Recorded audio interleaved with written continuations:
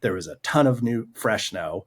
We had rapid warming. We were racing the sun as it's coming around this corner to blast this face. We were climbing under a cliff that, I swear, this cliff is made of dominoes. Like the cliff just sheds rock at all hours of the day. The amount of rock fall that's coming under this cliff is just, I've never seen anything like it.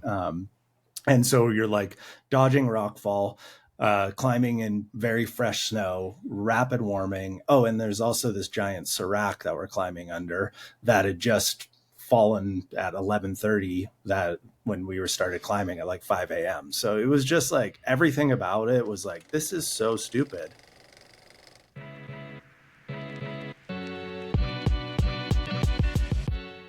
Hello and welcome to the Duffel Shuffle. I'm Adrian Ballinger, and we're here to discuss the world of climbing and skiing in all its forms through the eyes of mountain guides. And I'm Sam Kiekeffer. In each episode, we'll unpack exhilarating stories, share invaluable insights, and get up close and personal with some of the most experienced and passionate guides and athletes in the industry. Whether you're a seasoned alpinist or a weekend warrior, the Duffel Shuffle is your ticket to the thrilling world of climbing, skiing, and mountaineering. Join us.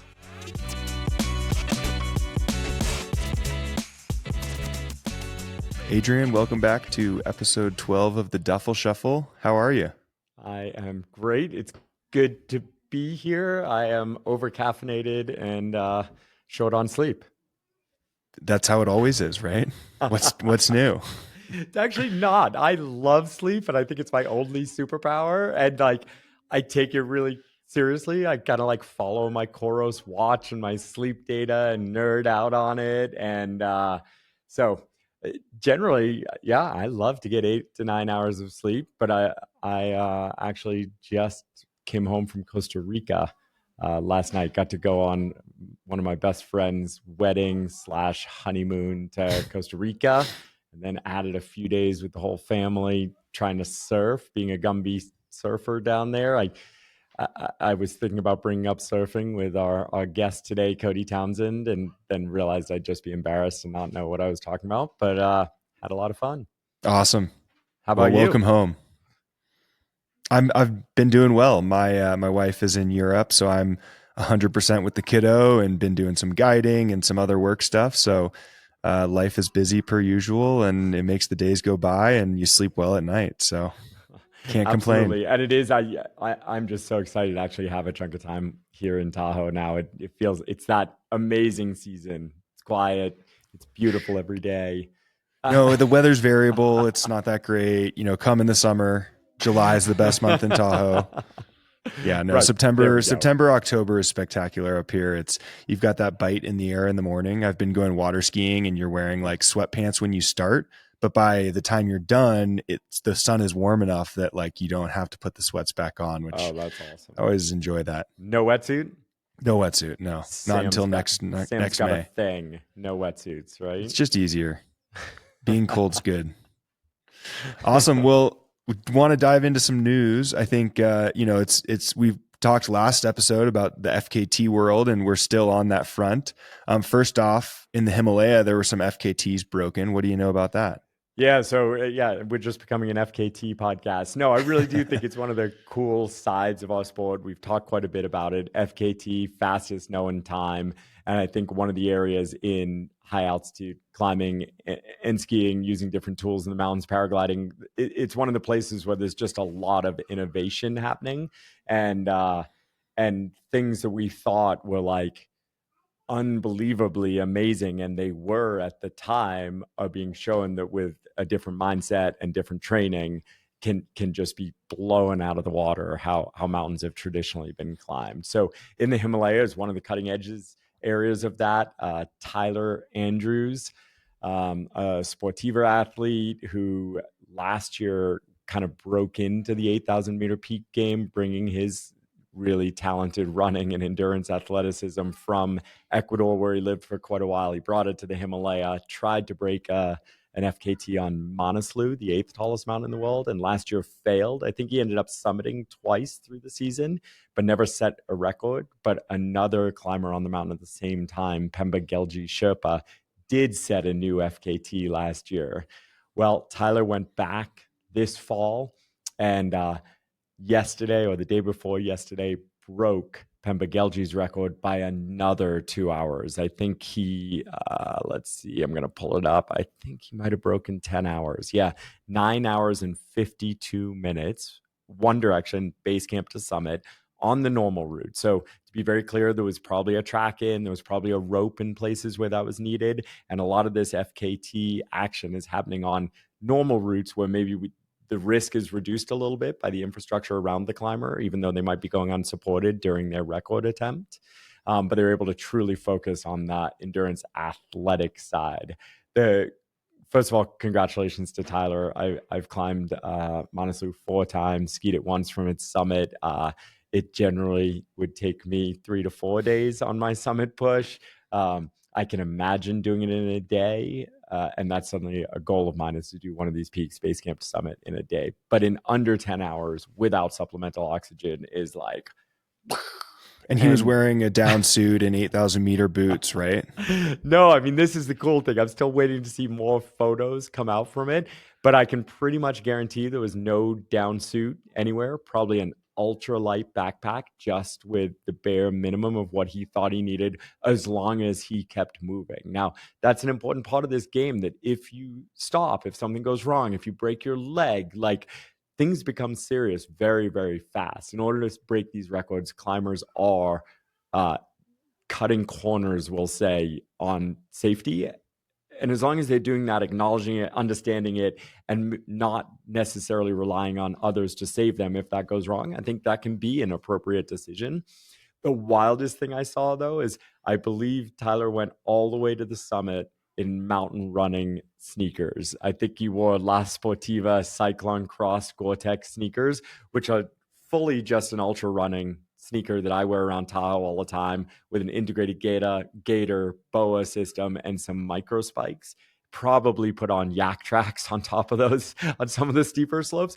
But to my knowledge, this is the first time a climber's gone all the way above 8,000 meters in sneakers. And to just imagine going from a 5-pound boot to a 12-ounce running shoe. It's amazing. And it must have taken really choosing the day correctly and having a lot of confidence in how fast he could continue moving. Well, yeah, that's interesting. You mentioned that. It sounds like he was actually on an acclimatization rotation, got to Camp 4, was fast, and decided that the day was so perfect he would go on to the top. So it wasn't even necessarily like, I think it was an attempt in the fact that he was like testing timing and things like that to get to Camp 4, and then just split to the summit to get all the way up and set the record. So, it does speak to like, maybe part of this, these FKTs on 8,000 meter peaks is like, you have to be always ready for that attempt to be the actual attempt, because the weather is such a factor. Yeah, so often, like we'll talk about with Cody in a few minutes, so often the mountain deems like it's not the right day. But I do think it's true, being prepared for when the mountain says go, when it is the day, even if it wasn't exactly according to this plan you built out when sitting at home dreaming about this project. Like, I think this is a fantastic example of that. And one other thing I think worth mentioning, this is certainly early in the season for an 8,000 meter peak summit. It used to be a decade ago, the window was more like first couple of weeks of October in the fall for 8,000 meter summits. It has been moving, in my experience, over the past decade, earlier and earlier into kind of like the 20s of September. This was even a little bit before that. It is only possible because a team of Sherpa, the rope fixing team on Manaslu, summited the day before, putting in fixed ropes, essentially an umbilical cord from bottom to top of that mountain in preparation for guided clients, the commercial teams on the mountain. And that should not be lost in this, that like that hard work was done by another team, and a team of local climbers to make this and so many more of the things we're going to be hearing about over the next couple of weeks. Those are made possible by that work. Absolutely. Well, another interesting FKT story. Last episode, we talked about a gentleman in the Tetons breaking the Grand Teton round trip record, Michelino Sanseri, And since then, it's come out that that record is not actually going to be honored. It sounds like there was potentially some corner cutting due to traffic on the trail. And in Grand Teton National Park especially, there's no corner cutting allowed. And so that record has been taken away. Got any thoughts there? Yeah. First of all, yeah, of course I have thoughts. I was like a little bit heartbroken, a little bit like clickbaity interested when I heard it, like, ooh, drama in our world. And so I guess a couple of thoughts I had right away. First of all, Michelino Sanseri, I know he's been working for years for this. I know this is his home range in many ways. And I know how much he loves and cares for the place from what I've heard from other Tetons climbers and athletes and things like that. And so I think, I in no way want this to be like a negative story about his, decision making up there. It seems like he was completely honest about potentially cutting a corner, why he did it, when he did it. He announced it long before other people found out about it. So I think in many ways, like his accomplishment and speed, I take nothing away from that. It was just an amazing ascent and descent. At the same time, I think the FKT kind of world, how that works is it's trying to add rules and the ability to compare ascents in a world where that's never been a thing.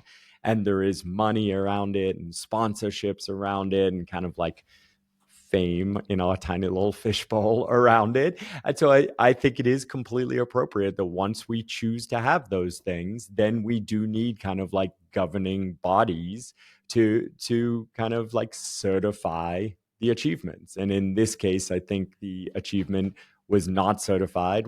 It's expected there, if you're in this FKT world, you're going to have GPS tracks showing your path, your way. If it showed that Michelino cut one corner or more than one corner, when that's an acknowledged rule, especially in this place, and it's a rule for ethics, both safety and kind of like trail degradation that happens with switchback cutting, which has just been a huge problem in the Tetons over the past few decades as the mountains have become more and more popular. It seems clear that FKT result should not be honored, even though we can still be so psyched for what Michelino did. And I think, I certainly hope he has the fire to go back and do it clean and still set a new record, which everyone I've talked to says he's completely capable of. Well, absolutely. I mean, it's great because his time showed that he could break the record by enough time to where if he had stayed on the trail the entire time, he still would have broken the record. And I do think it's important to acknowledge that the FKT world, there are ascents where you start here and you finish here, and however you get there is fair game. And then on other ascents, in places like national parks, there are certain trails that are established and you must stay on those trails. And so it's less of a rule of the FKT and more of a rule of the national park that he was running in. And so yeah, it's a great point. And I think it might have actually been the national park that brought this issue up. Absolutely. And that scrutiny we open ourselves up to as we track things and publicize them. And we should be held to the highest standard of ethics, certainly in the mountains. It'll be interesting to see if there's, actual criminal like ramifications of this. And in my little pilot world, this has started to become a real issue with so many pilot influencers telling their stories, making their livings from sharing their flights, and then the FAA watching those videos and sometimes slapping the wrist. Yeah, slapping wrist for things that were done not according to code. It's an interesting place to be in, but again, when we choose to make our living as influencers in these sports, I do think we have to accept that potential, like that we will be held to the absolute highest standard of rules, not only for record setting, but for maintaining the safety and beauty of these places. And fortunately, he wasn't, breaking the rules, quote unquote, to be faster. He was, he cut a corner because there was a traffic jam due to other people on the trail. And so I think that's important to acknowledge that he wasn't trying to, cheat, quote unquote. No, it just was a feature of the terrain, and it is what it is. I think the best ending to the story would be if he goes back and breaks his time while staying on trail and sets an even lower FKT. Absolutely. I think, we are, it's so funny. I was about to say we shouldn't Monday morning quarterback. No, that's our job. That's actually all we're doing. That is actually our job. I have 0 FKTs. I think it's, great to bring it up, chat about it. Of course, I've cut countless switchbacks in my life for various reasons, but never in Grand Teton National Park. Don't admit never it. In Grand Teton National Park. NPS, you hear me? Of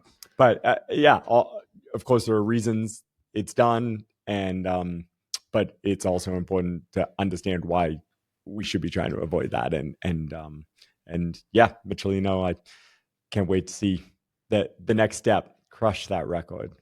Absolutely. Well, we've got a great episode coming up next with Cody Townsend. Cody shared some awesome insight into his experiences on the big mountains this past spring, as well as teased a couple cool things that he's got coming soon. So stay tuned for an awesome interview with Cody Townsend. It was a good one. Today's podcast is brought to you by Alpenglow Expeditions, a Tahoe-based guide company with an international reputation. In its 20th year of operations, Alpenglow leads the highest quality expeditions in some of the world's greatest mountain ranges, from California's High Sierra to the rugged Himalaya. Alpenglow runs more than 40 international expeditions per year, as well as offering a full menu of guided ski and climbing courses throughout California. Join us and experience the Alpenglow difference.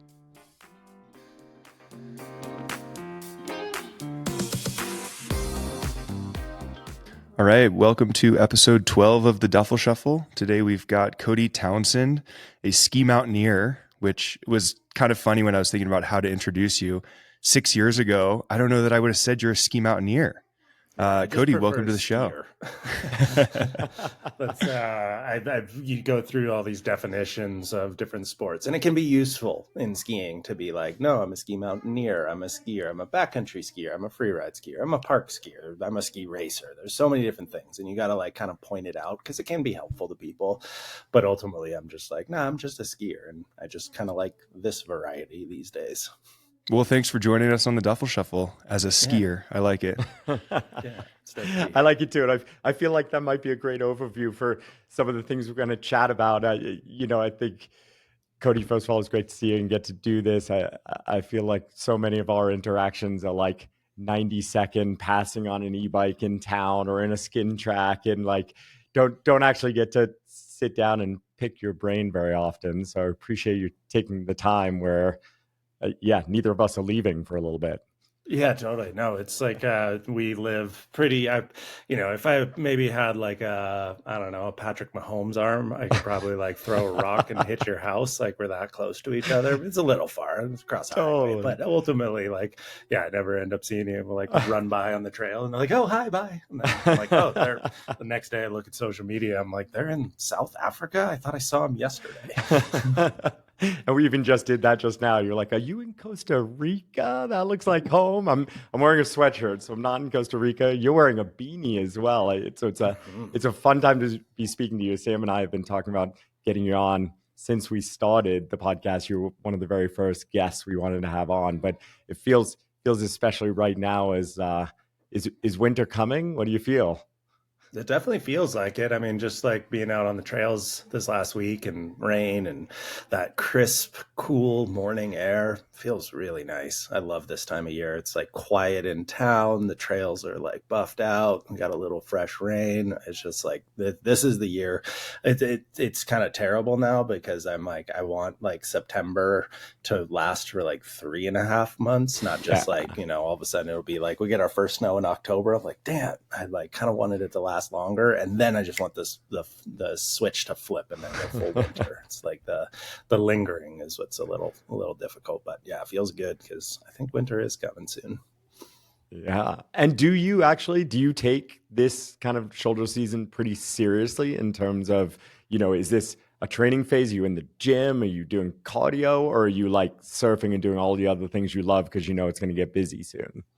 No, this is a really busy time of year, both from the production side of things, meaning like putting out edits and finalizing edits and videos and movies and episodes. And so there's that side of it. There's the sponsor obligations. There's a lot of sponsor obligations at this time of year. We start to have more meetings. There starts to be more just like they want more things out of us because it feels like it's the lead up to winter. The movie premieres, movie tours. And then, yes, I do take like training quite seriously. It's generally pretty year round, but then in the fall, you really want to be ramping it up. These days, I'm very focused on cardio. There's slight tweaks every year and especially into the fall. The first part of summer is kind of your aerobic base building. And now I'm kind of working a little bit more on like speed stuff, like tempo runs and interval training, a little bit focus on going up steeps, maybe put some weight in the backpack, that kind of stuff. It's the kind of last prep before winter really hits. Yeah, nice one. And that makes it sound, I think I actually know the answer to this question, that you have a coach or you're actually working with someone to help design that program. Is that as a more mature skier in the spectrum of, age, is that something that you've always done, or is that something that's changed as you've gotten older? No, I mean, I've always taken training a little bit seriously, and I think it was because I grew up in a football family. I grew up playing football. My dad was a football coach, and so I learned how to like lift weights and train in that sort of way from a pretty young age. So when I was a free ride skier, I'd probably just ride my bike and do fun stuff in the summer, and then in fall would be in the gym. As I've transitioned into ski mountaineering, I realized I knew nothing about cardio. I knew nothing about endurance. And so I did hire a coach, and Sam Naney with Cascade Endurance is my coach these days. And I literally started and I told him, I was like, hey, like I need to get in shape for ski mountaineering for big days, but I hate running. I like despised running. And he's like, all right, we'll work around. Are you allowed to say that as a Solomon athlete? Come on. Yeah, I know. Well, it was funny. I was like, I would try, like I kept trying to run, and I would get shoes from Solomon because they make great trail running shoes. And then I'd go for a run. I'd be like, dude, this sucks. I feel like my heart is going to beat through my chest, and I'm like tasting blood and my ankles hurt, and just like, this is terrible. And then I realized I didn't know how to run. And so that's what Sam really kind of like, he tricked me into loving running by starting me much slower, learning how to like foot placement, cadence, heart rate, basing everything on a much more easy pace, that typical kind of zone 2 style running. And then over the last 5 years, I've just absolutely fallen in love with it. Like I prefer trail running to biking. I prefer trail running to just about every other off-season sport except for surfing. I love surfing, but yeah, no. And so having the coach is just like, it's a different style of training, the zone 2 stuff. It doesn't feel natural. When we all go out and run, you like, or go for a bike ride and you come down from the end of the day and you have that like, that kind of feeling of exhaustion, and it feels really good. And when you're like zone 2 training so much, you don't necessarily have that. You finish the day and you feel like energetic still, which is the whole point, because then you can keep training. And so like, you go for a 2-hour run, and then the next day you go for another 2-hour run, and then the next day you go for a 4-hour run. And so it's like, that's kind of the science of it. And it took some time to kind of get that into my brain that, no, this is what you're supposed to be doing. And so having the coach there was absolutely essential. And I think it's so helpful to have someone like with feedback. They're looking at your like all your metrics and giving you like, hey, you need to work on this, you need to work on that. Let's tone it down. Let's ramp it up. Here's some ideas. You want to work on speed. Let's kind of start working on that. So, I feel like I could train by myself, but it's so much better with a coach. So Cody, taking us a little step back for those of you that aren't familiar with you, I mentioned, I joked 5-6 years ago, I don't know that I would have called you a ski mountaineer. You said you're just a skier. When I was growing up, I was following you in ski movies, and you were a big mountain skier. You competed on the Freeride World Tour. Before that, you were a ski racer. And then 5-6 years ago, you made this transition into ski mountaineering. You have a very successful YouTube series called The 50 Project. Tell us a little bit about what your career looks like today or over the last 5 years, and kind of how that all transpired and where it's headed. Yeah. So it was like 2019. I launched this project called the 50, which was this idea and dream of mine to try and climb and ski all of the 50 classic ski descents of North America, which was a book written by Chris Davenport, Art Burrows, and Penn Newhard, of the same name, the 50 classic ski descents of North America. And the book had been out since like 2010. I actually had some photos in it, but when it came out, I remember receiving the book and I kind of like looked at it and was like, yeah, whatever. I'm like, it didn't appeal to me because it was ski mountaineering. And at that point in my life, I was still very focused on downhill performance, free ride performance. And then, so I was filming in ski movies in 2014, kind of had my peak season in 2014. Was able to put together a segment kind of like I'd always dreamed of, had a line that went super viral, called The Crack. And then everyone's asks you after you have that kind of success, like, what's next? And to me, I actually had no idea, I had no answer for that because, I knew like I was kind of skiing at my line, at my limit. And, I was knew that deep down inside, I'm like, I don't have much desire to push further than that because the edge of the danger we're on is really high. And to continue to push, it takes so much focus. It takes so much dreaming. It takes so much passion. And I realized I was like, I don't have that drive to do something gnarlier than The Crack. I don't have that drive to jump even bigger cliffs than I was already jumping because it hurts. Like where it literally hurts when you launch a 60-foot cliff and land on your feet, and it's like a minor car crash. And so I started branching outwards and kind of started to find like expedition style skiing, adventure skiing, and more human powered skiing. And my longtime sponsor, Solomon at the time, started to create some really innovative products that before that, I remember I'd use like ski touring equipment. I was like, this stuff sucks. These boots are terrible. They ski like hell. These skis are terrible. These bindings suck. They just like, there's no performance out of them. And at that time, we're starting to get much better technology, boots that walk uphill, but ski downhill very like with high performance. And I was like starting to find like, I'm like, well, no, I can ski like I want, but now I just go human powered. And so it took some time of kind of exploring. I went on my first expedition to Svalbard in 2015. And it was like first time I ever camped in the winter. It was like minus 21 the whole time. We were there in winter, and it was, you eased in. Yeah, I actually lied to get my way on to the trip. They asked if I'd winter camp before. I was like, yeah, totally. And it wasn't a goes out in his backyard in Tahoe. So that's exactly. I did one day on the side of Mount Talac, and I think the low was like 50 degrees, and I was there with Jeremy. And that was the only time I'd ever winter camp before. So I lied to get my way on, and it was like a life-changing trip. It was the first time I was using crampons and ice axes, and it was so amazing. And so I kept kind of exploring. I went to the Himalaya, climbed and skied Denali, and I was kind of like, what's next? Like trying to answer that for myself. And it took a few years, but eventually started picking up that book again.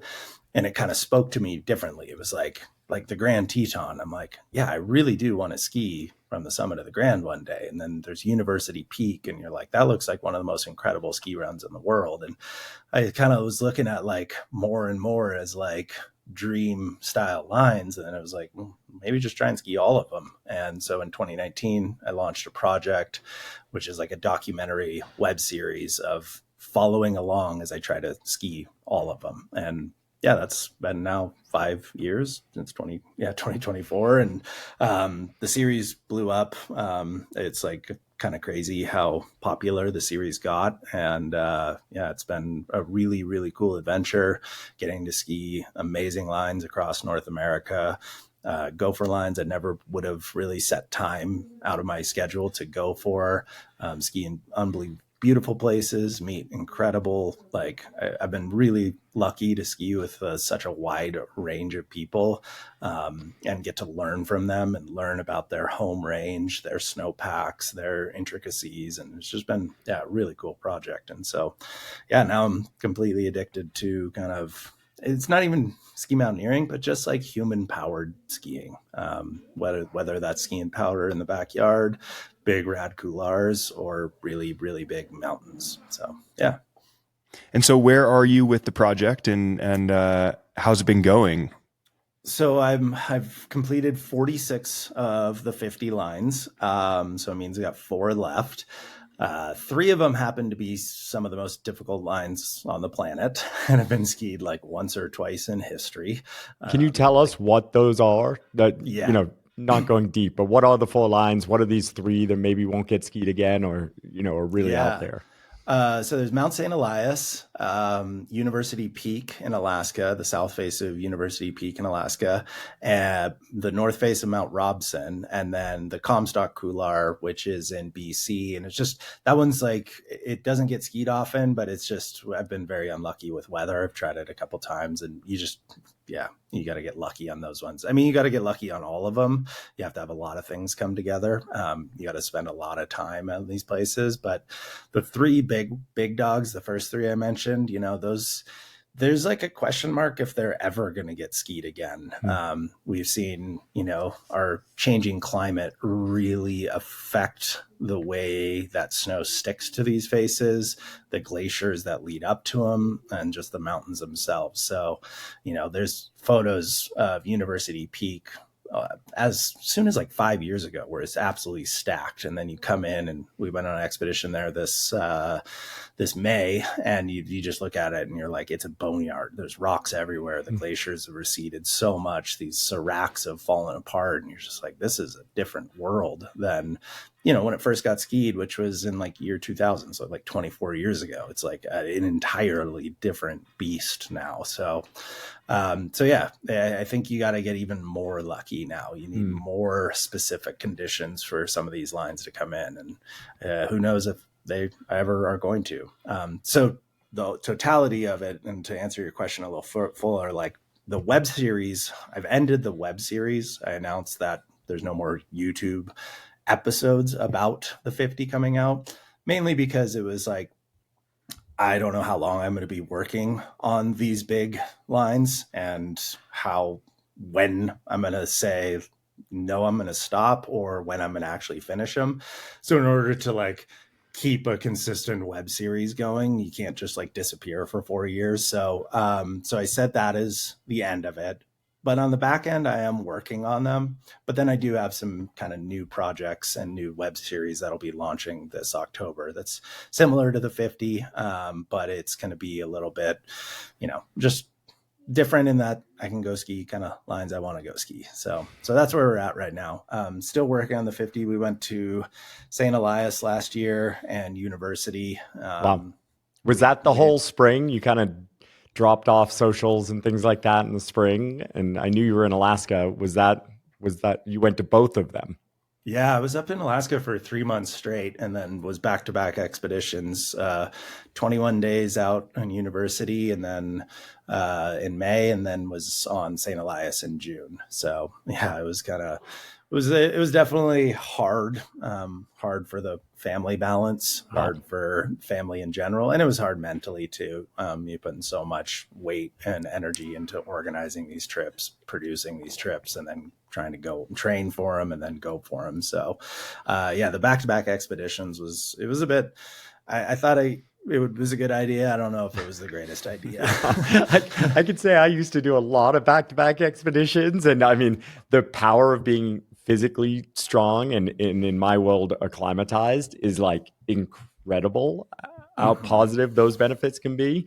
But the psychological, like for me, drain, and especially the feeling of other things that I love and need, like community and family, that I gave up to be able to do back-to-back expeditions. I think my last time was I did in 2019, Everest, a big filming season on Everest with multiple days above 8,000 meters, came home for 6 days and went straight into K2 in Pakistan for 2 months. Jeez. And like it worked, but I was on the edge of not feeling joy anymore. Yeah. Getting to do like the things I've dreamt all my life of doing, and then not feeling that joy. It was a moment for me, at least.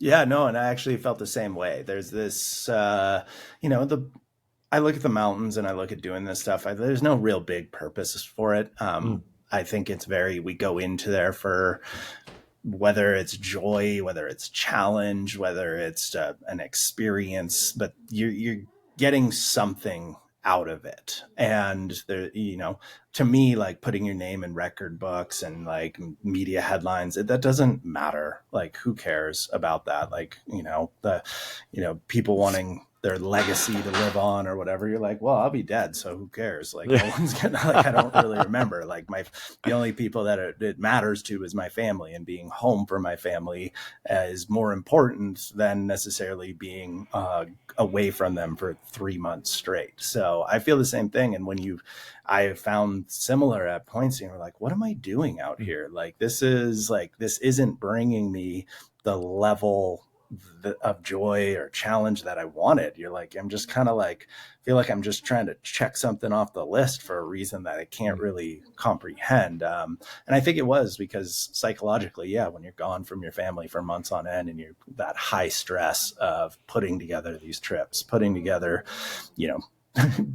going to Costco so many damn times to figure out how many bags of nuts and jerky do I need, and trying to like divide them. So important. It does. And then you're just like, oh my God, this is like so absolutely, like, it's stressful because on these expeditions, you don't bring enough food, you're screwed. You bring too much and you're like, oh, I'm not going to get it up the mountain. So it's really, the stress levels are high on those expeditions. And so you said you have 4 lines left. Obviously, you were on 2 this spring. Can you tell us a little bit about what happened on those lines and what led to you coming home without success? Yeah, so I can go lightly into it. We are filming them. There will be a story about what happens with the rest of the 50 at some point. Awesome. But on University Peak, it was just it was a really good learning lesson. Alaska seemed like it had a massive snow year. Where University Peak is, it's pretty east in the Wrangles. It's pretty buried away from the coast. Like, it's 72 miles away from the coast. Oh. And it was bone dry out there. There was almost no snow. We measured 150 centimeters of snow on the glacier. And so we flew by it and got dropped off. And as soon as we flew by, the whole upper third of a 7,000 foot face was just blue ice. And you can just, you fly by it and you just see it like shining, and you're like, nope, that's not going. But we landed and we spent time there because it was like, instead of just getting dropped off and trying to go hit it, it was like, let's learn about this mountain. Let's see, can it heal in May? What's the moods of this mountain? Let's watch the sun come up, hit the face, and see where slough comes off. Let's watch this serac that you got to climb under for probably 7 hours and see if it's a stable serac. And so we watched it for 21 days, and I learned an absolute ton about that mountain. And more than anything, it made me really, really want to go back. So that was just, we didn't even give it an attempt. We went and skied pretty much every single thing we could around it, just like daily missions of just getting some exercise. But, didn't even attempt it because the entire upper face was just shiny ice. And then St. Elias, what number was this on St. Elias? What try? It was our second time on the mountain. It was our third kind of try, really. We went up there the year before, but just sat in a hotel room for 2.5 weeks. And then the long-term forecast was, terrible. So we were just like, well, we're not trying it. So this year, it was our second time on the mountain. The first time we got landed pretty high on the mountain in a bush plane. This time we started at the ocean, which was really cool. We landed below the high tide line on the beach, and then started from the beach. And how tall is St. Elias? 18,000 feet. So, sea level to 18,000 feet. Yep. It's got to be one of the bigger actual altitude gains out there. You know, a lot of times we talk about the tallest mountains in the planet. Obviously, I spend a lot of time on those, but a lot of times we can drive to, I'd say, within 10 to 12,000 feet is common on a lot of the big peaks around the world. So 18,000 feet, like, it's unusual.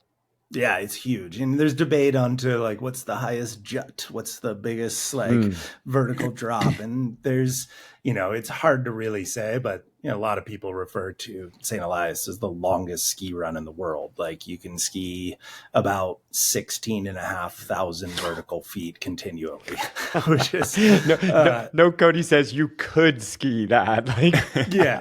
Has it been done in a single top to bottom? Has it been done in sections? It's been sort of done in sections. It's been like, there's not much information on St. Elias, and not many people have chronicled it. There's a kind of infamous Red Bull movie where they got dropped off in a plane at 10,000 feet. They skied to the ocean and then they got flown back. And then they left, and then 2 months later got dropped off at 10,000 feet and then went and skied the upper section. That's the story I remember. Yeah, that's kind of one of the ones. That's got a bit of an asterisk. We talk about asterisks sometimes in climbing and big mountains and all that. I'm not one for rules. I don't like saying things don't count. But absolutely. To me, I'm like, that's a little bit of a stretch, you know, like, especially because what we found is like, it is the biggest puzzle piece in the world to try to climb and ski 18,000. Get conditions on all of that. There's 4 different climates you are going through. You are starting at the ocean in t-shirts and shorts, and then you're trying to climb to 18,000 feet in June, and it's like -10 to -20 up at the summit. And so I kind of really learned in this last attempt of like, trying to have the right weather conditions to climb and ski safely down is almost impossible. And then the level of variability and danger because of that is just through the roof. It was a really gnarly trip. It was the gnarliest trip I've ever been on. You've teased that a couple of times. Yeah. I'm like, how long do we have to wait to find out more? Is this winter we're going to find out more? No, on this podcast. He's going to share everything right here on the Duffel Shuffle. Yeah, or is the film releasing in 2032? Yeah, probably 2032 is when it's going to fully come out. But it was really heavy. It was a trip that, you know, was life-changing in many ways. And it was all 3 of us. I can say this, all 3 of us cried at some point because it was so gnarly at points. I cry on every mountain. I cry on Talak. What is the big deal? What are we talking about? Yeah, no, it's not a big deal, but it was gnarly. It was all 3 of us individually had some sort of very, very close call. The objective danger you put yourself under just to get up it. Like there was a day when I realized as we moved from one section of the mountain to the next and moving camp, and it was like, you would never, ever do what we did on any given day in the backcountry. Like if you were at home, you wouldn't go out that day. And in order to get up to where we were going, we had to move. And our only chance to actually be successful was we had to move within a 4-hour weather window. There was a ton of new fresh snow. We had rapid warming. We were racing the sun as it's coming around this corner to blast this face. We were climbing under a cliff that, I swear, this cliff is made of dominoes. Like the cliff just sheds rock at all hours of the day. The amount of rock fall that's coming under this cliff is just, I've never seen anything like it. And so you're like dodging rock fall, climbing in very fresh snow, rapid warming. Oh, and there's also this giant serac that we're climbing under that had just fallen at 11:30 that when we started climbing at 5 a.m. So it was just like everything about it was like, this is so stupid. And it's a realization that mountains like that, you just have to take that level of risk. You do just have to gamble with your life. And I'm at that point in life where I'm like, fuck that. I don't want to do that anymore. And it's not a fun feeling to be essentially playing Russian roulette with a mountain. So then that was just getting back off of the mountain. We didn't summit. we made it to about 12,000 feet. Unfortunately, the upper half of the mountain was the storm would come through when we arrived. The upper half of the mountain looked caked and perfect. By the time we got back up there, the storm came and just blew off all the snow down to blue ice. And so we were looking at like essentially down climbing 3,000 or 4,000 feet. So we decided just like it's not worth it. We're skiers first. Yeah. We're not mountaineers. And but then getting off the mountain was even gnarlier, I'll say that. And yeah, you almost just, that's when the visual side of things are going to have to come out, because it's hard to explain kind of how gnarly it got. Wow.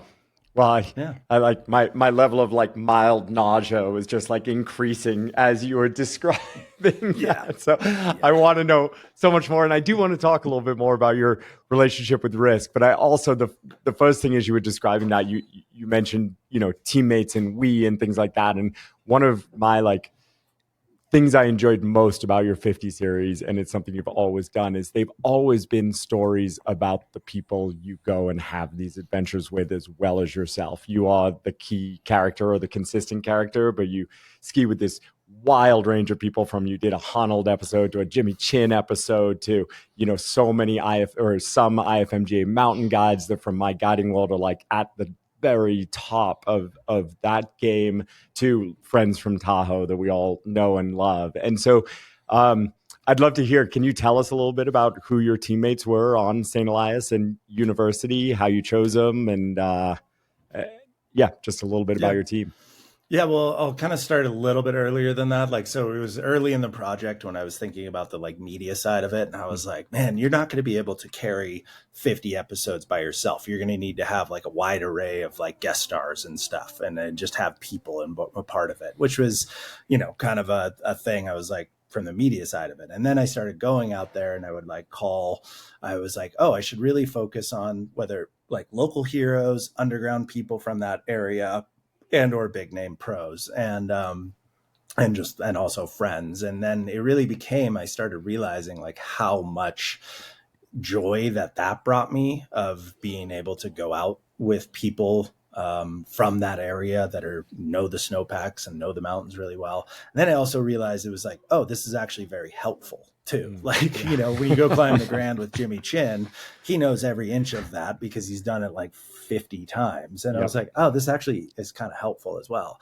And it was also a big part of the 50 for me was like, I knew that I didn't necessarily have the skills to complete it when I started, but I was also knowing like, oh, I can learn as I go through, because there's such a variety of difficulty. There's so many of them that I'd done before. They're pretty low level in difficulty.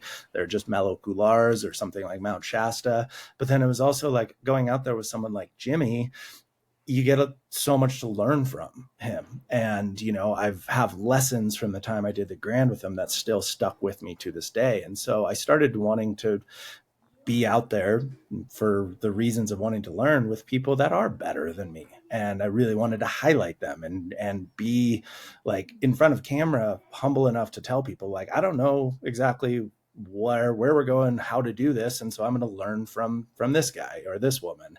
And so that the storytelling became a lot about the people I went out there with, because to me, that was a big part of it, was being out there in these mountains with friends and with mentors and with people I can learn from, was like super important and super fun for me. And then I've been just like, really lucky to, I will say like, the Jimmy and Alex, it's also a little part of the like media savviness. I'm like, well, if I can get Jimmy in an episode and I can put that in the title, a lot of people are going to watch this. And so getting those Why guys do you like think you're on the duffel shuffle, Cody? Come on. To, glom on to Adrian balance. Yeah, right. I've been able to go, like one of the coolest trips I went to was with Baffin Island, and I got to go there with Vivian Boucher, who I think is one of, if not the best ski mountaineer in the world. He's just an absolute technician in the mountains. He's like an IFMGA guide that like focuses on training other guides. He's got what I think is the best steep skiing turn in the world. And we went and skied the line I had to for the 50. And then we were in Baffin Island for 9 more days. So we just went and rallied off a bunch of other lines. And it was really amazing to just like, you know, like a lot of the things, you know, whether it's knots, building creative anchors, but when you actually do them and you do them with someone that is incredibly confident, it helps you build confidence in yourself. It helps you learn and see what it's like to lead these climbs instead of just following them. And it was it was an unbelievably cool trip just to be in the mountains with someone as like skilled as like as a Vivian. And I've been very lucky through this whole project. You know, I rattled off the big names, but there's so many like underground people that I've gone out with that you learn from how their mountains behave, because that's where they spend 90% of their time skiing, and the snowpacks and all those things. And I think it's one of the coolest things to walk away from this project and have experience in so many different mountains, learn the culture of backcountry skiing in that place, how they approach the mountains, what is different about how they approach the Tetons versus the Selkirks, you know, the Sierra versus Wasatch. And you kind of see like, no, we all do slightly different things. And then I can like take a little piece of that away and hold that as a way to, you know, expand my own skills in the mountains. Yeah, that's so rad. Vivian is a great one. We should have him on the pod, Sam, if we can get him. A few years ago, I got set up on a mandate to go skiing with Vivian, actually here in Tahoe. He's out here for his sponsor, Mountain Hardware. And one day, quote unquote, skiing together, we ended up having a full Alpenglow Expeditions rescue. I can't remember whether Sam might have been. I was there. Sam might have been guiding, but he was psyched. It was so cool because he was like, I think honestly, he was more stoked to like come help us with this, you know, technical raise 100%. Out of Nat Geo to get this person out than like.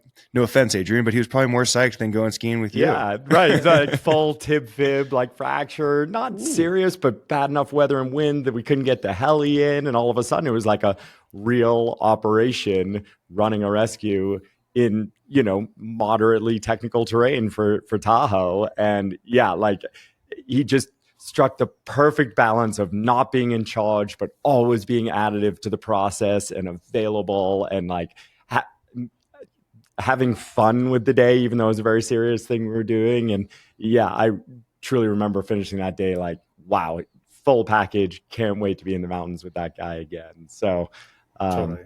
Yeah, he's like the embodiment. And it's just kind of like, in surfing, there's this thing called being a waterman. And it's like you're obviously a surfer, but then you can swim really far. You can captain a boat. You can, captain a jet ski, you can rescue people, you can be, you know, kite surfing and windsurfing and foiling and stand-up paddleboarding. It's like you can be in the water and do just about everything. Your knowledge of currents and swell and wind and all that stuff is super high. And I think to me, someone like Vivian is a mountain man, and you can see like he can move through the mountains in such a unique way. And I really aspire to something like that, where there's no one way to get up a mountain. You know, generally there is quite often beat in trails on some of the bigger, more popular mountains, but like ultimately you have to be creative out there. You have to work with the conditions, the avalanche conditions, the weather,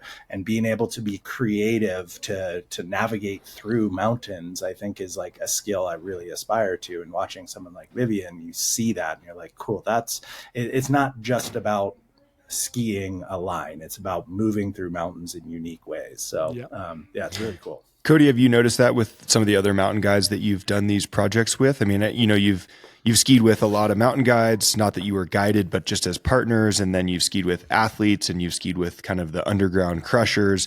How have those partnerships differed? And do you see a theme amongst the mountain guides? Yeah. So let's see. Usually like on the bigger, more challenging lines, I tend to want to go with people I know very well. And I know we have trust in each other. We have similar risk tolerances.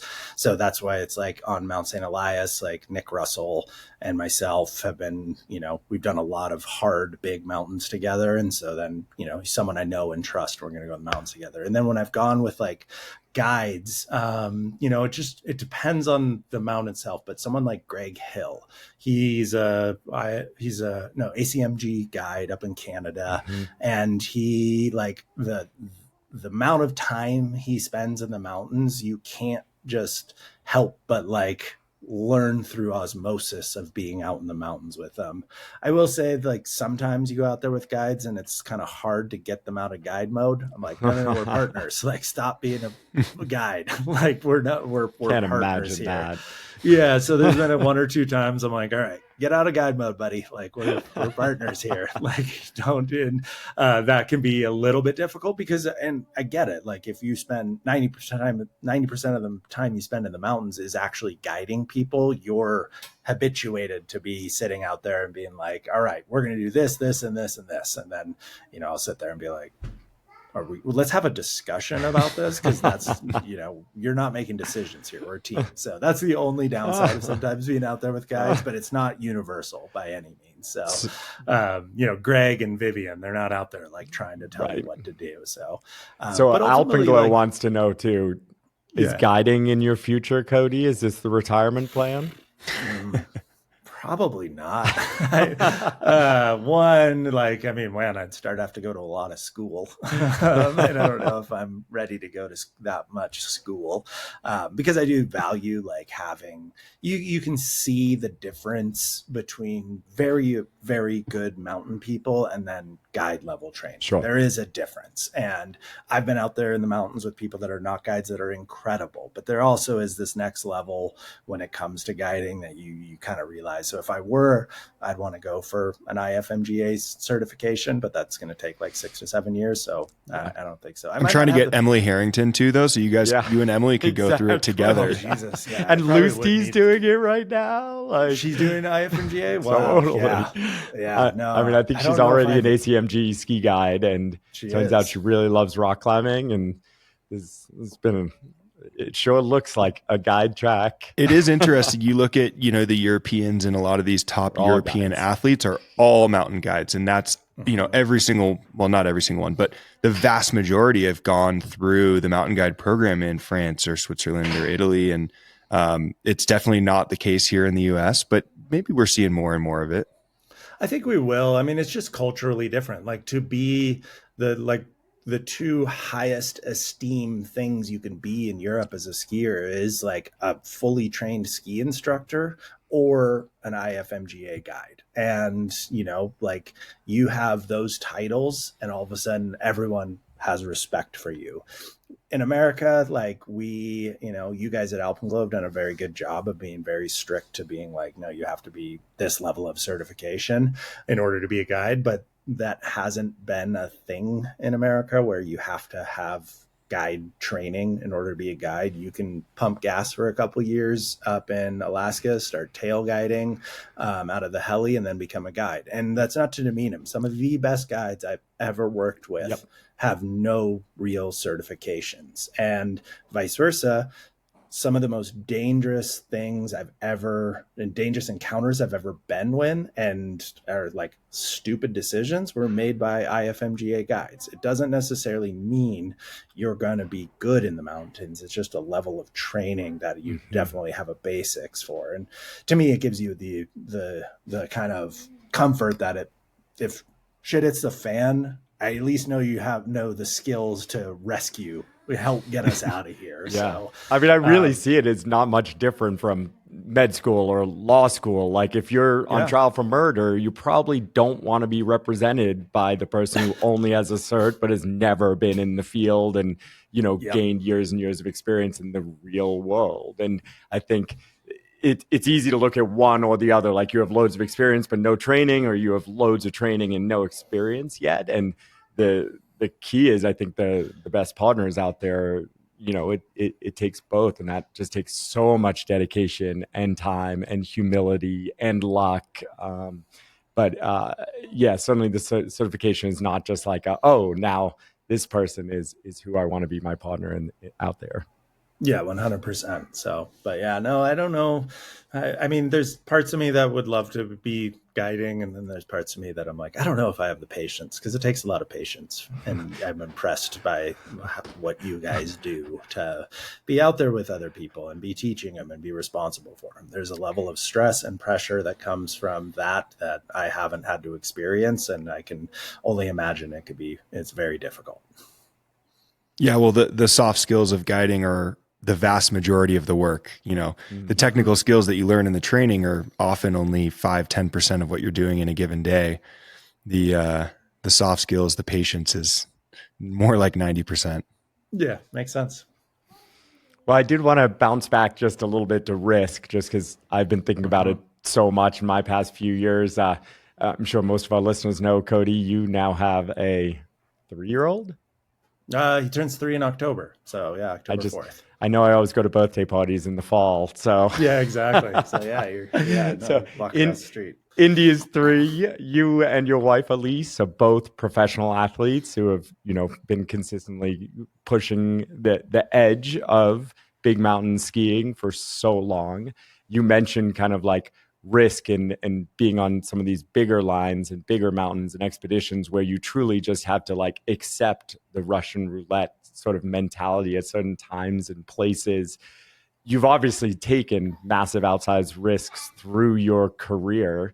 Can you just speak a little bit to, if you're feeling a transition or a shift in how you approach risk, what you think about it, mitigating it, and sort of if you are on a process with risk, what are some of those key kind of like moments that have come that have caused you to really be considering those things, and how it looks as you move forward?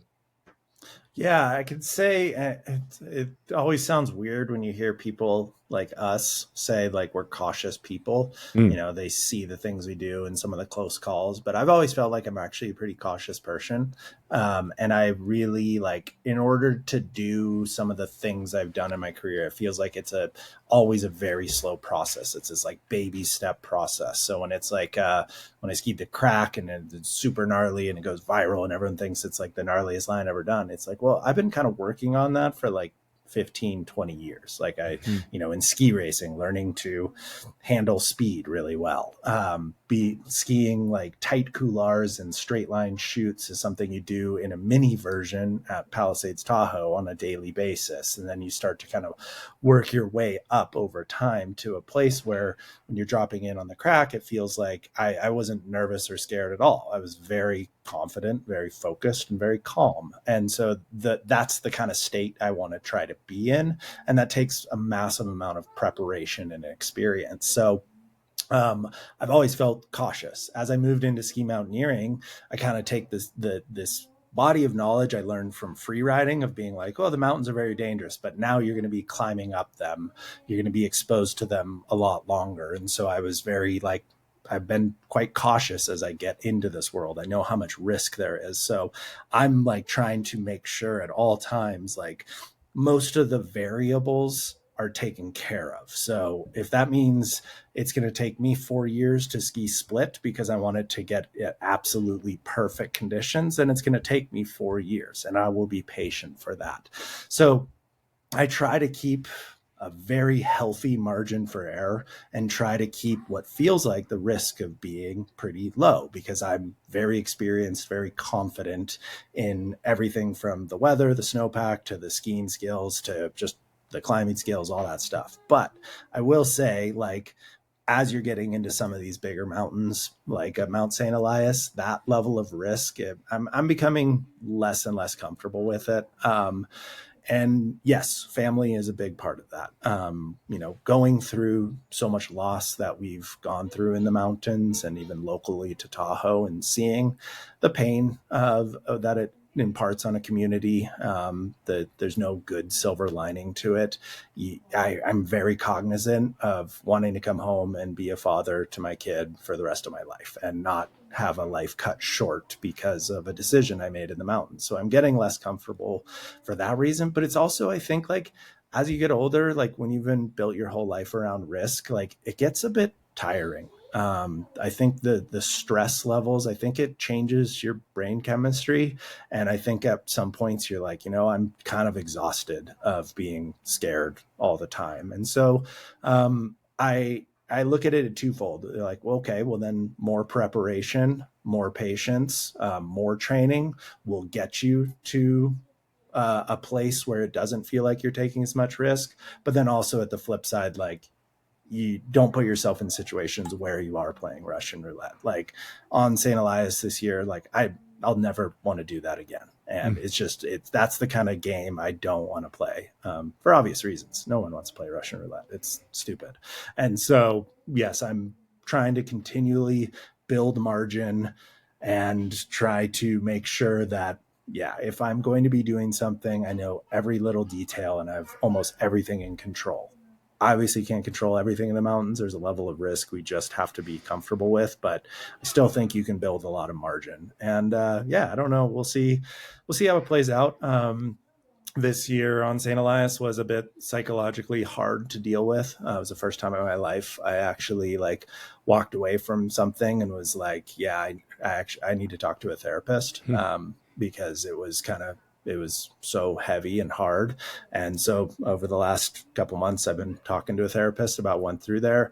And then I'm also kind of working my way back into the mountains. If you kind of seen in social media, I've been down on the east side a lot and like scrambling, putting myself in exposed situations, getting my brain used to fear, used to that kind of level of just being in a scary situation and focusing back on what you can do, what you can control, because our brains can do weird things sometimes. And that's what I learned on St. Elias, and you kind of got to work your way back. So that's what I've been really focused on lately.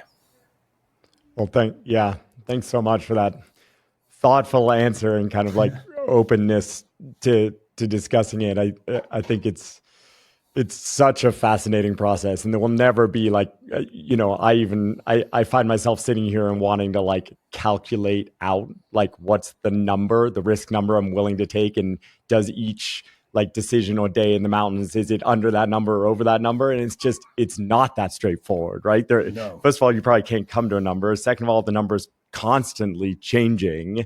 And then third of all, like how we feel what the risks are have a science or logical side to them, and they have like an emotional piece to them. And like I know my process is certainly not linear, and I can only imagine yours isn't either, but it is interesting. I think, more and more in the same way of having a physical coach for training, and potentially a nutritionist I've had in the past. I think like the field of perhaps sports psychology in general, therapy, like I see it truly being additive to the process of being an athlete, both having a healthy balance to all these different pieces of life, and also I think being able to perform if and when it is the right time in the big mountains. So no, I agree. I kind of looked at the same way I was talking to like a sports psychologist and a sports therapist. And it's kind of like, I felt the same thing. It's like, no, your brain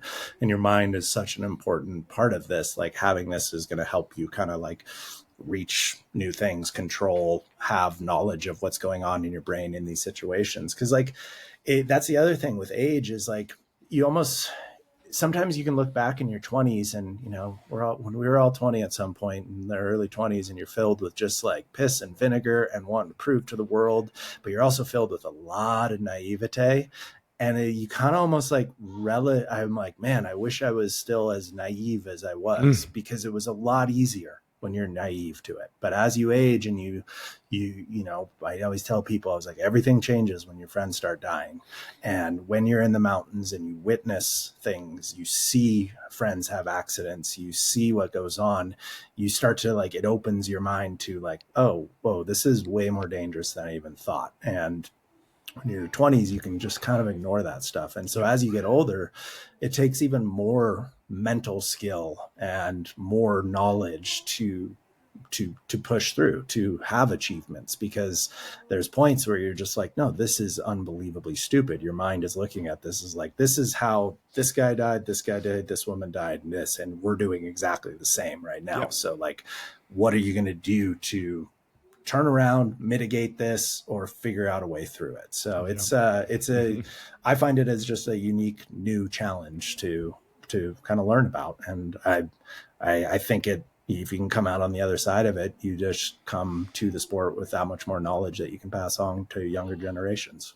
Well, your 50 project has done a great job at celebrating the times that you turn around and the times that you quote unquote fail. And it's been cool to watch, those moments celebrated or acknowledged just as much as the successes, because I do think that's the educational side of it that's important, is, showing that you're going to learn just as much and you're going to have just as memorable of an experience, even if you don't make it to the summit. Totally. It's just more of a thing of that's a reality. Like if you're having 100% success in the mountains, you are doing something drastically wrong. Like you are set yourself up for very big failure if you're just like 100%. So it's like, I remember Jeremy Jones was like, yeah, you should be aiming for like 60 to 70% success rate.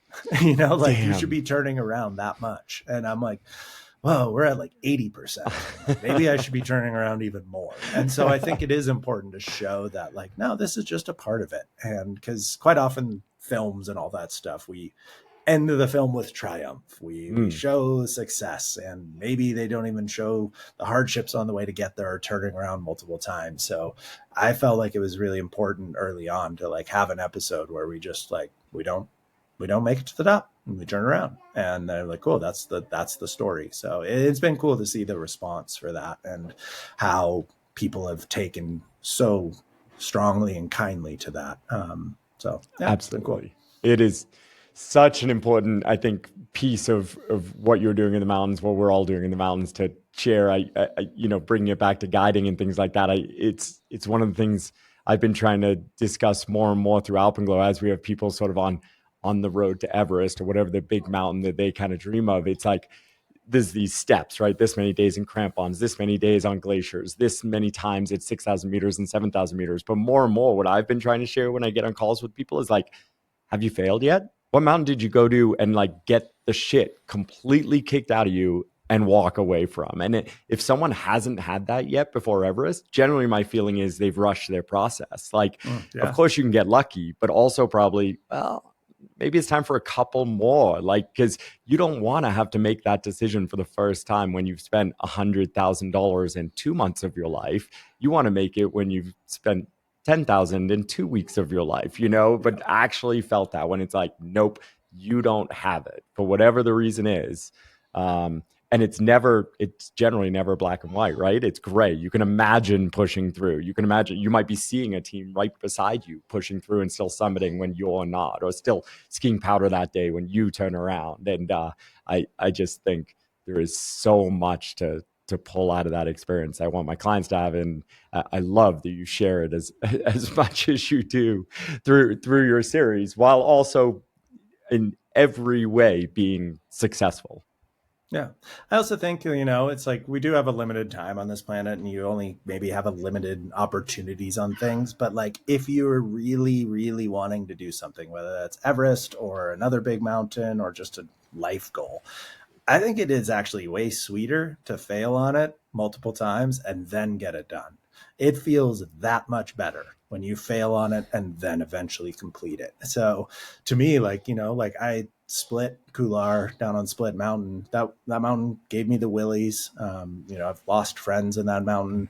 I've had stories of friends with very close calls on it. So I was very cautious about it.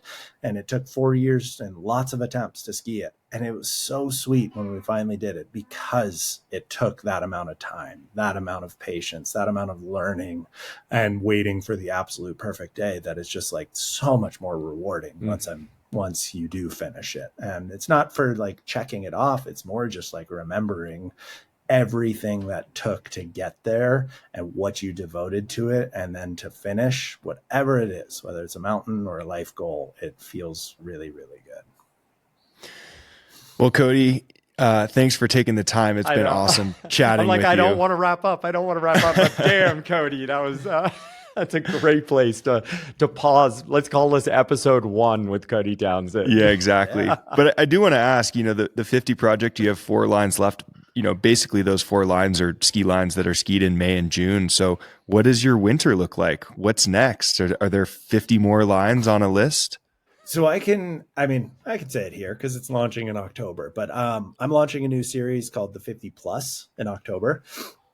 So the book was 50 lines that someone else chose. And so now I get to choose. Whoa. And going and skiing cool lines around the country that one of the greatest parts about going into the mountains as a skier is you go ski this really cool line. And then you usually, if you check it off, you come back with 2 to 3 more lines because you're like, whoa, what's that couloir? What's that face? What's that mountain? And so over this time of traveling for the last 5 years across North America, I've gathered probably more lines than I actually was able to check off. So the 50 plus is going to be kind of very similar feelings to the 50, but doing lines and deciding if I think they're classics or not, based on my own personal definitions. And so it's going to be skiing Simone lines. So I've got the first episode launching probably late October. We don't have an exact date yet. It will be on the Solomon QST tour, the very first episode.